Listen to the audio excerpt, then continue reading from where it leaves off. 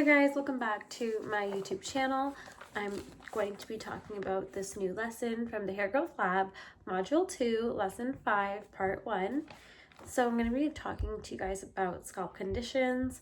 Understanding your scalp and its condition is an important foundation of healthy hair. When we ignore our scalp conditions, we basically ignore any chances of growing super long, strong, healthy hair. A healthy scalp is one of the most fundamental considerations when it comes to growing long, healthy hair. Just like plants will not grow in bad soil, your hair will not grow the way you want it in an unhealthy scalp. A healthy scalp is the fundamental for all healthy hair. You need to understand your scalp and its conditions so you can manage them. There are 4 main scalp conditions: itchy, dry, sensitive scalp, dandruff. There is oily, and then there's healthy. Dry, sensitive skin is very sensitive to high pH products. Lack of natural oils is a recipe for an unhealthy scalp. You might experience more hair loss when you're washing your hair, especially if you use products with alkaline. If you have this scalp condition, you'll have lots of hair problems. And then the solution to itchy, dry, sensitive scalp is to maintain your scalp's hydration and use pH balanced products. Ideally, your scalp has a pH of 4.5 to 5.5. So what you want to do is test your products for the pH levels, avoid commercial scalp products, drink lots of water for hydration and to hydrate your scalp. And if you're very dehydrated, you're going to have more flakes and a drier scalp. Okay, second scalp condition, dandruff. Dandruff is caused by not enough cleansing, contact, and dermatitis skin conditions. So the conditions of that is your scalp will have little flakes, they'll flake off, large oily flakes. And by the way, this is not caused by genetics by any means.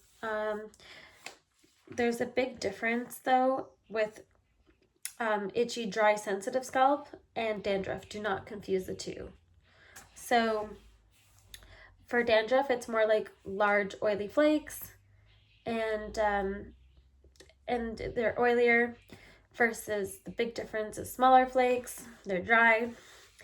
So now the solution for dandruff is to cut back on everything you're using. It's a cry for help, and wash it with an antimicrobial shampoo and slowly reintroduce the products to your scalp. Okay. Number 3, oily scalp. So oily scalp has your hair clumped up. It looks greasy, has flat or no volume. Oily scalp is caused by excess oil production, so you want to reduce the oil production. So that means you just have oversebaceous glands, okay? To reduce your oil production, you want to wash thoroughly and no conditioner on the scalp. And that's how you get rid of it.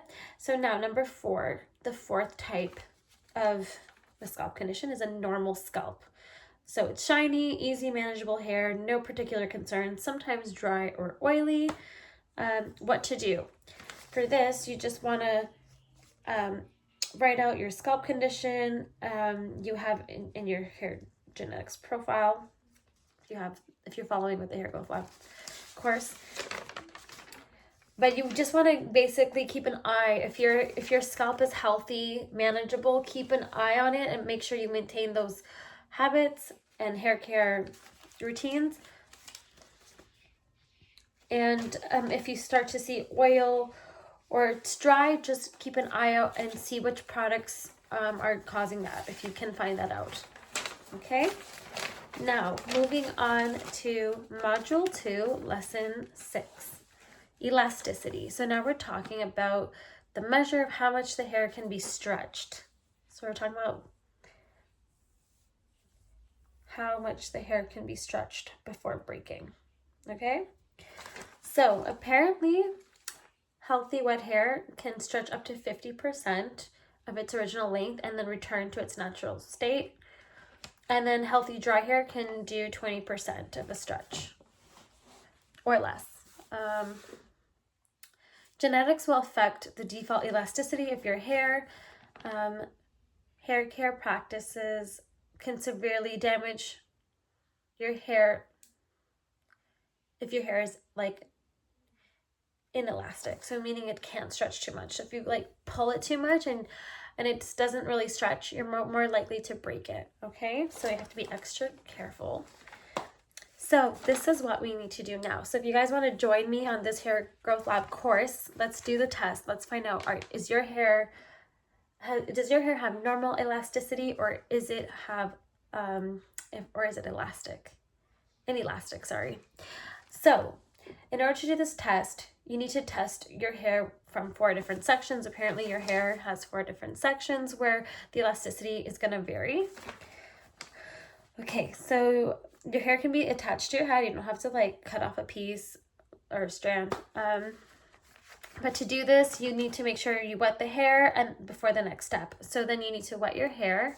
Let's say you have like 4 strands, one here, 2 at the back. So you want to grab those 4 sections and you want to stretch them out and see if they go back to its natural state or if it breaks off.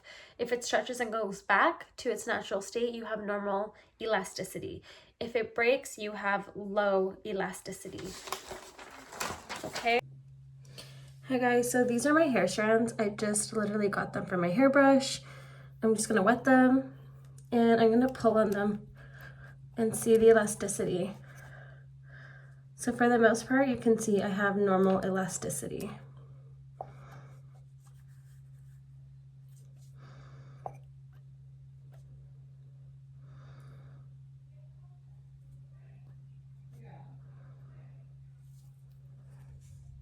So basically your elasticity can change in different environments. So basically if you're in a more humid environment, your hair will actually have more elasticity because of the humidity will bring the moisture, allowing the hair to change its form and hopefully go back, which would bring you back to the conclusion that you have normal elasticity. If you are in a drier environment, you will have low elasticity. Sarah Tran was saying when she's in a dry environment, when she brushes her hair, she sees physically that her hair is breaking, and so she won't even brush her hair when she's in dry environments because she knows, so her hair will literally break. So you have to be extra careful with hair that has low porosity. And then with my hair, I have combination hair, so it's straight and it's also wavy. You can see I have some waves here in the back of my hair. So my hair is has a normal elasticity and it'll change. So when I'm in humid environments, my hair actually, the waves are more defined, they're more beautiful, they're full of moisture, and I don't have as much frizz.